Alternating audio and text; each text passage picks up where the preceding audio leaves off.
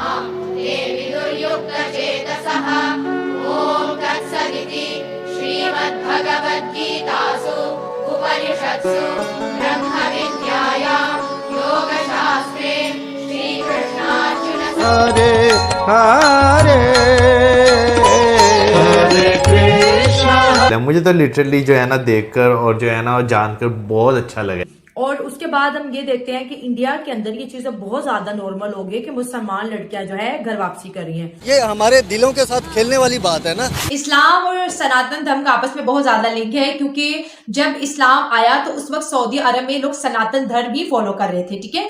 और एक ideology based धर्म है जो सबको इक्वली ट्रीट करता है। तो सच ये है कि तलाक के लिए, डिवोर्स के लिए हमारी भाषा में कोई शब्द है ही नहीं, क्योंकि हम विवाह को तोड़ने में, पति या पत्नी को छोड़ने में विश्वास ही नहीं रखते।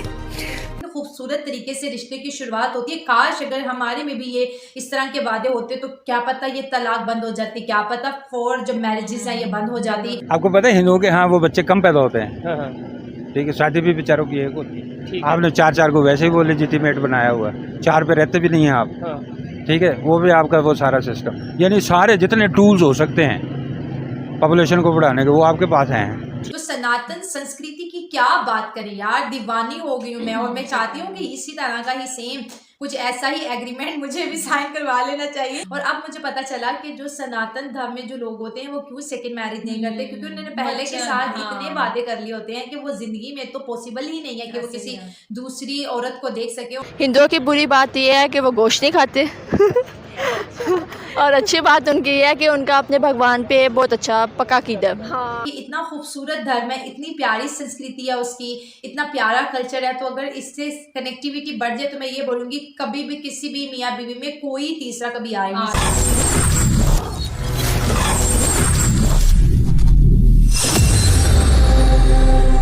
ओरिजिनल सनातन में जाएं तो आपको कहाँ जात पात नजर आती है।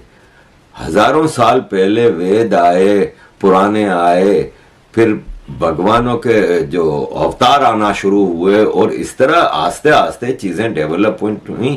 एक किताब वाला धर्म नहीं है, इसमें किताबें भी बहुत हैं, गीता है, रामायण है, महाभारत है, पुराने हैं, वेद हैं, काफी चीजें हैं। और एक आइडियोलॉजी बेस्ड धर्म है जो सबको इक्वली ट्रीट करता है। कोई ख्याली किताबों में नहीं जाता कि भाई आप मर जाओगे, ये टेम्पररी दुनिया है, मर जाओगे फिर जन्नत में जाओगे, जन्नम में जाओगे, हिसाब किताब होगा, ऐसा कोई परस्त्रियम मातु समाम समीक्ष स्नेहम सदा चिन्मय कांत कूर्या वामांग मायापि तदा त्वदीयम ब्रूते वचः सप्तमत्र कन्या। इस आखिरी वचन में कन्या वर से कहती है, आप वचन दें कि विवाह के बाद अन्य सभी स्त्रियों को माता समान मानेंगे और जीवन पर्यंत हमारे आपसी प्रेम के बीच किसी तीसरे को आने नहीं देंगे। प्यार ऐसा ही होना चाहिए, दो के बीच इतनी जगह ही न रह जाए कि तीसरा दाखिल हो पाए। लहू और इश्क रंग दोनों का फीका हो नहीं सकता, मैं उसका हो चुका हूं, अब किसी का हो नहीं सकता।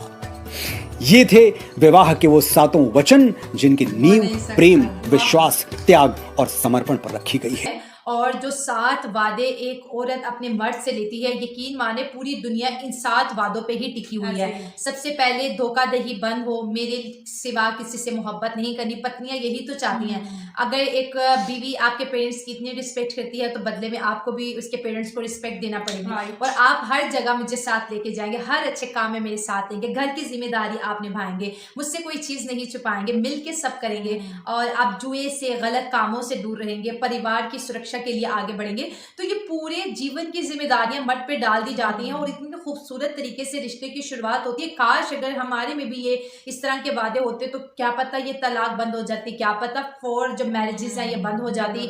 और जैसे कि हमारे यहाँ मोस्टली होता है कि लड़की से बहुत एक्सपेक्ट किया जाता है कि आपने ससुराल में सास ससुर की खिदमत करनी है, पूरा घर संभालना है, सास को काम करने नहीं देना, ससुर की खिदमत करनी है। लेकिन वही फैमिली वाले अपने बेटे से कभी नहीं बोलेंगे कि तुमने भी लड़की के माँ बाप की इज्जत करनी है, उनकी खिदमत करनी है, उनका ख्याल रखना है।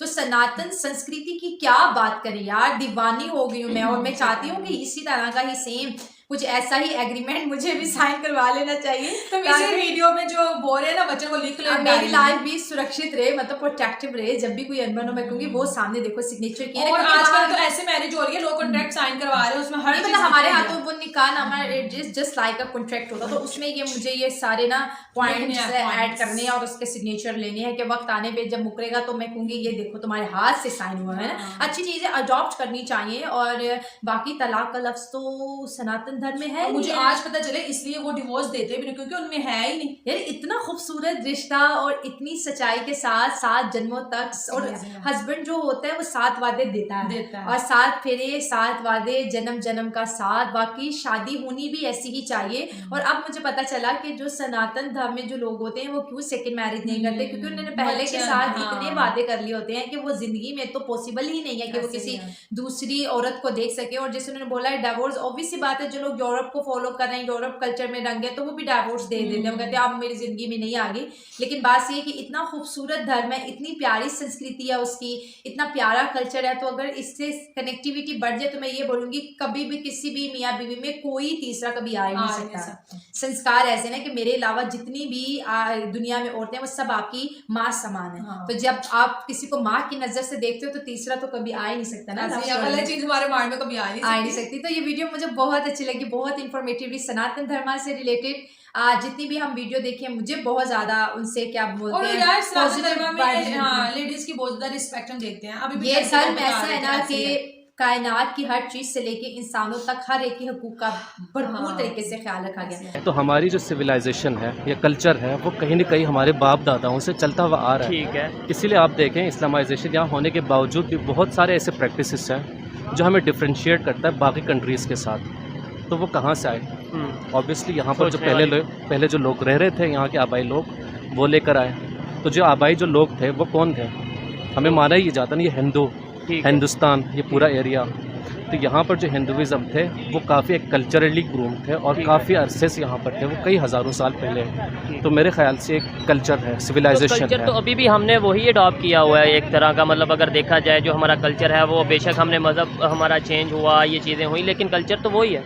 जी एग्जैक्टली, कल्चर हमारा वही है, लेकिन हम किसी न किसी तरह से उसको मोल्ड करके, अमेंड करके हम कोशिश करते हैं उसको इस्लाम से अटैच करें, या जो आजकल एक फ्रेज़ इस्तेमाल हो रहा है इस्लामिक टच देना। ठीक है, तो वो हम ज़रूर करते हैं। और वो इस्लामिक टच ज़ाहिर बात है वहाँ पे फिट नहीं होता, क्योंकि हमारा कल्चर एक अलग चीज़ है जो आपने कई सालों से वो गेन किया हुआ होता है। और हम अपने आप कहीं अटैच नहीं कर सकता किसी दूसरी सिविलाइजेशन के साथ या किसी दूसरे कल्चर के साथ। वैसे हम ट्राई करते हैं कभी तुर्की के साथ अपने आप को अटैच करने की, कभी सऊदीया के साथ अटैच करने की, लेकिन वो कर नहीं पाते क्योंकि वो उनमें और हमारे में फ़र्क काफ़ी नज़र आ जाता है।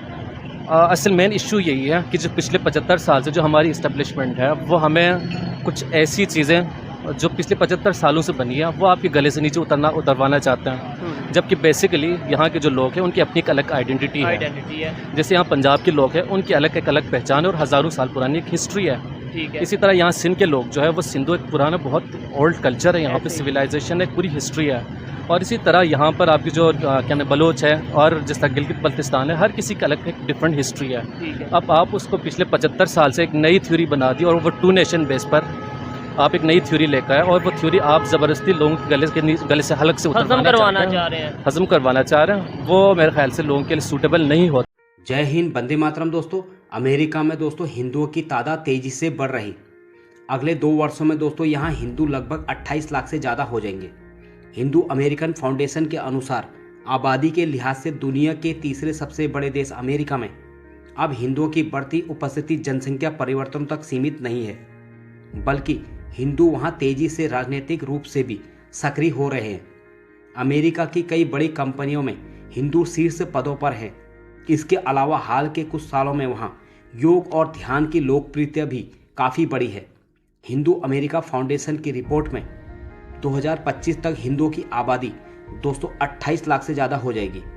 वहीं हिंदुओं की दोस्तों कुल आबादी की बात करें तो ये संख्या दोस्तों 111 करोड़ से ज़्यादा है, जिसमें 100 करोड़ दोस्तों अकेले भारत में रहते हैं। जनसंख्या के हिसाब से दोस्तों हिंदू समुदाय दुनिया के तीसरे नंबर पर है दोस्तों।